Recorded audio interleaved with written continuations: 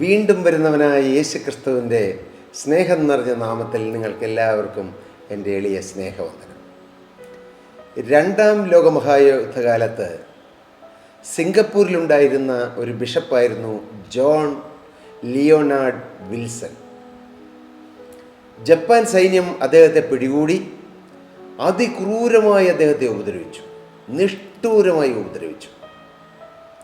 പക്ഷേ കുറേ കാലം കഴിഞ്ഞു, രണ്ടാം ലോകമഹായുദ്ധം തീർന്നു. അദ്ദേഹം ജയിലിൽ നിന്നും മോചിതനായി. പക്ഷേ ജപ്പാനിലുള്ള അനേകർ ഈ ബിഷപ്പിൻ്റെ ജീവിതം കണ്ടിട്ട് ക്രൂരമായി തന്നെ മർദ്ദിച്ചപ്പോഴും പീഡിപ്പിച്ചപ്പോഴും ഉപദ്രവിച്ചപ്പോഴും ഒരു വാക്ക് മറുത്തു പറയാതെ, നിരാശയുടെ ഭാവം കാണിക്കാതെ അദ്ദേഹം ആ തടവറയിൽ ക്രിസ്തുവിൻ്റെ സ്നേഹം വെളിപ്പെടുത്തിക്കൊണ്ട് നിന്നതുകൊണ്ട് അനേകം ജപ്പാനിലുള്ള ജനങ്ങൾ യേശു ക്രിസ്തുവിനെ രക്ഷിതാവും കർത്താവുമായി സ്വീകരിപ്പാനും ഈ ബിഷപ്പ് അവർക്ക് സ്നാനം കൊടുക്കുവാൻ ഇടയായി എന്ന് ഞാൻ വായിച്ചു. അവരിൽ ചിലർ ഈ ബിഷപ്പിനെ സമീപിച്ചിട്ട് ചോദിച്ചു, അങ്ങ് ക്രിസ്തുഭക്തനായിരുന്നല്ലോ, എന്നിട്ടും ഈ വലിയ പീഡയിൽ നിന്നും ദൈവം നിങ്ങളെ വിടുവിക്കാത്തത് എന്താണ്? അദ്ദേഹം പറഞ്ഞു, ക്രിസ്തീയ ജീവിതം കഷ്ടതയുടെയും സഹനത്തിൻ്റെയും ജീവിതമാണ്. യേശു ക്രിസ്തു ക്രൂശിൽ കാണിച്ചു തന്നത് ആ കഷ്ടതയുടെ മധ്യത്തിൽ സന്തോഷിക്കുന്ന ജീവിതമാണ്. എൻ്റെ നാഥൻ കാണിച്ചു തന്ന ആ മാതൃക അത് ഞാനും അനുഭവിക്കുന്നു. അത് വലിയ പ്രതിഫലത്തിന് മുഖാന്തരമാകും. അതുകൊണ്ട് കഷ്ടതയിൽ ഞാൻ ദുഃഖിക്കുന്നില്ല എന്ന് പറഞ്ഞു. വീണ്ടും അദ്ദേഹത്തോട് അവർ ചോദിച്ചു, ഈ കഷ്ടതയുടെ മധ്യത്തിൽ പോയിട്ടും ഞങ്ങളെ ശപിക്കാത്തത് എന്താണ്? ദൈവത്തെ തള്ളിപ്പറയാത്തത് എന്താണ്? അദ്ദേഹം പറഞ്ഞു, എൻ്റെ നാഥൻ പറഞ്ഞത് ഉപദ്രവിക്കുന്നവരെ അനുഗ്രഹിപ്പീനെന്നാണ്, ശപിക്കാതെ അനുഗ്രഹിപ്പീനെന്നാണ്. ഞാൻ യേശുവിനെ അനുഭവിക്കുന്നു, അതുകൊണ്ട് ഞാൻ യേശുവിൻ്റെ സാക്ഷിയായി നിൽക്കുകയാണെന്ന്.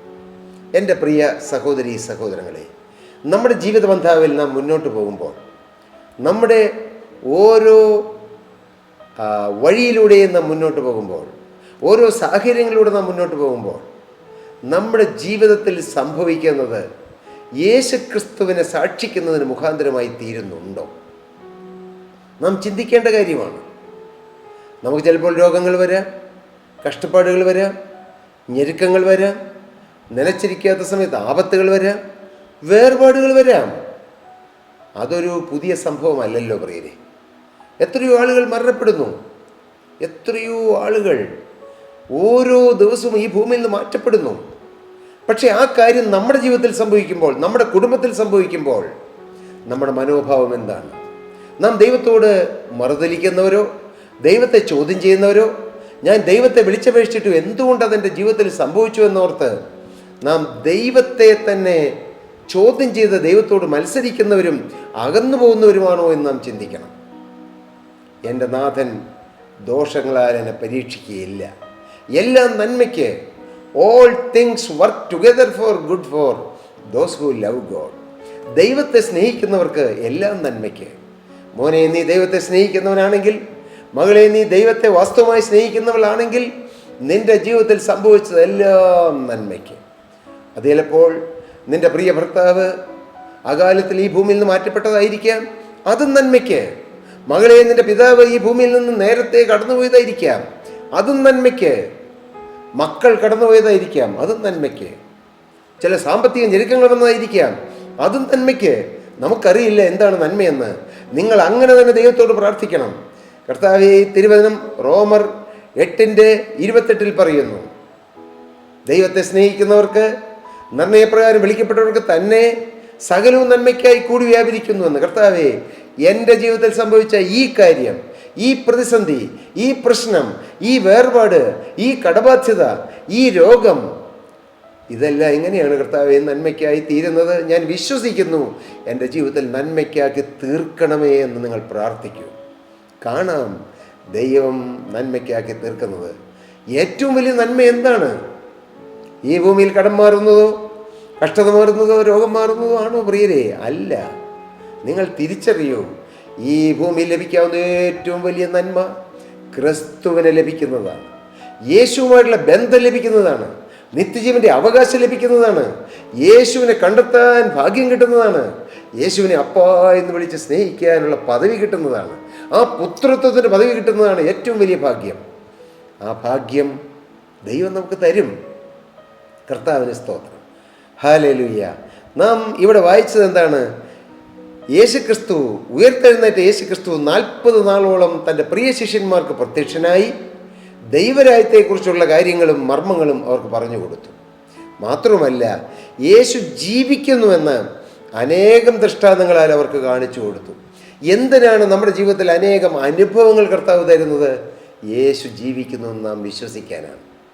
ചിലർക്ക് വലിയ രോഗസൗഖ്യം കർത്താവ് കൊടുക്കുന്നു, ചിലർക്ക് ചില കടബാധ്യതകൾ മാറ്റുന്നു, ചിലരിൽ നിന്ന് ഭൂതങ്ങൾ വിട്ടൊഴിഞ്ഞു പോകുന്നു, ചില ഭാര്യയും ഭർത്താവും അകന്നിരിക്കുന്ന ഭാര്യയും ഭർത്താവും തമ്മിൽ അടുക്കുന്നു, ചിലർക്ക് പണത്തിൻ്റെ ഞെരുക്കം മാറ്റി കൊടുക്കുന്നു കർത്താവ്. അതിൻ്റെ ആത്യന്തികമായ ലക്ഷ്യം എന്താണ്? യേശു ജീവിക്കുന്നുവെന്ന് അവർക്ക് ബോധ്യപ്പെടുത്തി കൊടുക്കുക. യേശു ജീവിക്കുന്നു. ഹല്ലേലൂയ.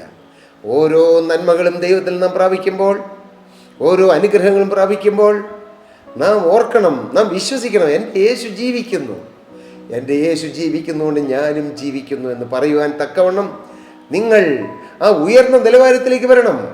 എൻ്റെ കഴിവുകൊണ്ടല്ല, എൻ്റെ ശക്തി കൊണ്ടല്ല, എൻ്റെ ഉത്സാഹം കൊണ്ടല്ല, എൻ്റെ പഠിപ്പ് കൊണ്ടല്ല, എൻ്റെ കുടുംബ മാഹാത്മ്യം കൊണ്ടല്ല, അറിവ് കൊണ്ടല്ല. ഹല്ലേലൂയ.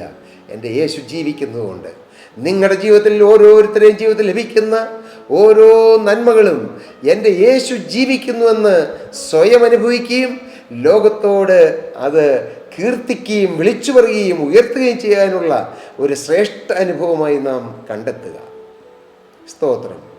കഷ്ടതകൾ വരുമ്പോൾ ലോകത്തിലെ എല്ലാവരും, ദൈവമില്ലാത്ത എല്ലാവരും നിരാശപ്പെട്ടു പോകും. കടബാധ്യത വരുമ്പോൾ പതറിപ്പോകും. കടബാധ്യത വന്നു കയറുമ്പോൾ കുടുംബമായി ആത്മഹത്യ ചെയ്യുന്ന എത്രയോ ആളുകൾ. എന്നാൽ ഒരു ദൈവത്തിൻ്റെ ജീവിതത്തിൽ കടം വരുമ്പോൾ അവൻ ക്രിസ്തുവിൽ ധൈര്യപ്പെട്ടിട്ട്, ക്രിസ്തുവിൽ ഉറച്ചിട്ട്, എൻ്റെ ജീവിതത്തിൽ എൻ്റെ തലമുടി പോലും എണ്ണിയിരിക്കുന്ന എൻ്റെ ദൈവം എൻ്റെ ജീവിതത്തിൽ വരുന്നത് ദൈവം അറിയാതെയല്ല, ഞാനതുകൊണ്ട് നിരാശപ്പെടുകയില്ല, ഭാരപ്പെടുകയില്ല, എൻ്റെ കർത്താവ് പരിഹാരം തരുമെന്നുള്ള ഉറപ്പും ധൈര്യത്തോടെ നാം ധൈര്യമായി നിൽക്കുമ്പോഴാണ് ദൈവനാമം നമ്മുടെ ജീവിതത്തിൽ ഒന്ന് ഈ കടത്തിൻ്റെ വഴികളിലും മഹത്വം എടുക്കുന്നത്. അല്ലാതെ നിരാശപ്പെട്ട്, ഞാനിങ്ങനെ നിരാശപ്പെട്ട് എൻ്റെ ജീവിതം എങ്ങനെയായി, എൻ്റെ ജന്മം എങ്ങനെയായി, മറ്റുള്ളവർക്ക് അങ്ങനെയല്ലല്ലോ, എനിക്കെന്താ ഇങ്ങനെ 100 ചോദ്യശരങ്ങൾ ദൈവത്തിനെതിരായി എയ്ത് സഹോദര, നിൻ്റെ ഹൃദയം കല്ലിച്ചു പോകല്ലേ, മകളെ നീ നിരാശപ്പെട്ടു പോകല്ലേ. നിന്നെ സ്നേഹിക്കുന്നൊരു യേശുവുണ്ട്. പ്രിയ മകനെ, നിന്നെ സ്നേഹിക്കുന്നൊരു യേശുവുണ്ട്. പ്രിയ മകളെ, നിന്നെ ഏറ്റവും അധികമായി സ്നേഹിക്കുന്നൊരു യേശുവുണ്ട്. നിന്നെ അനുഗ്രഹിക്കാൻ വെമ്പൽ പൂണ്ട് നിൽക്കുന്നൊരു യേശുവുണ്ട്. യേശു എൻ്റെ കരം നീട്ടിയിട്ടുണ്ട്.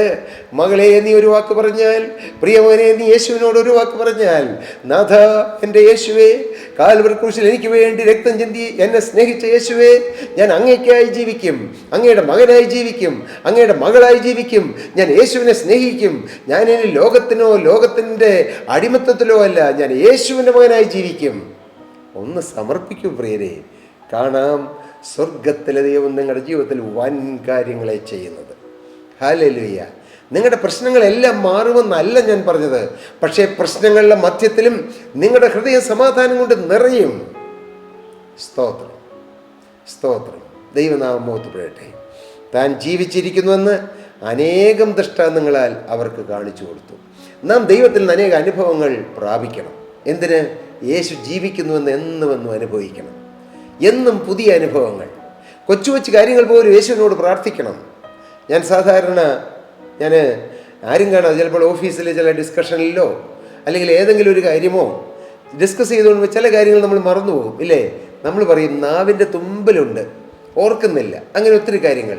ഇങ്ങനെയുള്ള അവസരങ്ങളിലെല്ലാം ഞാൻ ആരും കേൾക്കാതെ മൗനമായി എൻ്റെ ഉള്ളിൽ, എൻ്റെ യേശുവപ്പ, ഞാൻ അങ്ങയുടെ മകനല്ലേ, ഞാനിപ്പോൾ ഇന്ന കാര്യം മറന്നുപോയി, എനിക്കൊന്ന് ഓർമ്മ തരണമേ എന്ന് പറയുമ്പോൾ പെട്ടെന്ന് കാര്യം ആരോ പറഞ്ഞു തരുന്ന പോലെ പെട്ടെന്ന് നമ്മുടെ ഓർമ്മയിലേക്ക് വരുന്നു. ആ കൊച്ചു കാര്യത്തിൽ പോലും നാം യേശുവിൽ ആശ്രയിക്കുവാനും യേശുവിൽ ചാരുവാനും യേശു ജീവിക്കുന്നുവെന്ന് അനുഭവിക്കുവാനും കർത്താവ് നമ്മെക്കുറിച്ച് ആഗ്രഹിക്കുന്നു. സ്തോത്രം. അതുകൊണ്ട് നമ്മുടെ ജീവിതത്തിൽ വരുന്ന ഓരോ കൊച്ചു കൊച്ചു അവസരങ്ങളും യേശു ജീവിക്കുന്നുവെന്ന് നാം അനുഭവിക്കുന്ന നല്ല അവസരങ്ങളാക്കി നമുക്ക് തീർക്കണം. യേശു ജീവിക്കുന്നു, സത്യമാണ്. സത്യമാണ് പ്രിയരെ.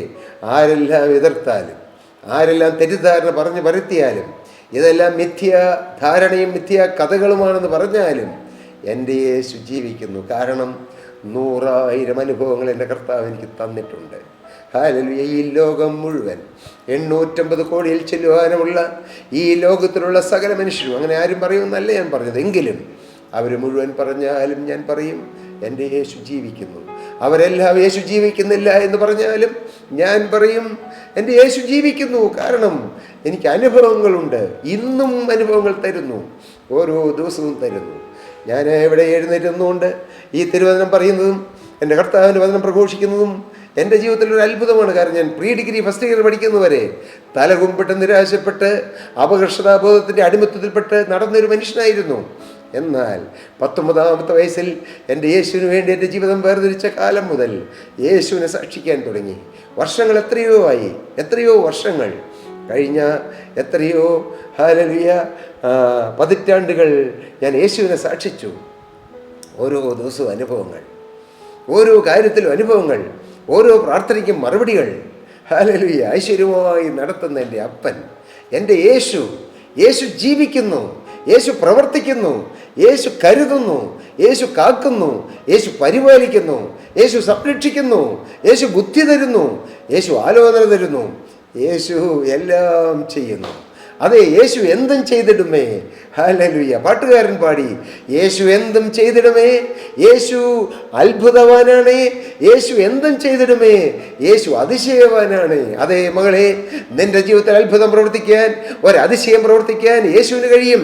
കാരണം യേശു അത്ഭുതമന്ത്രിയാണ്, യേശു വീരനാം ദൈവമാണ്, യേശു സമാധാന പ്രഭുവാണ്, യേശു നിത്യപിതാവാണ്.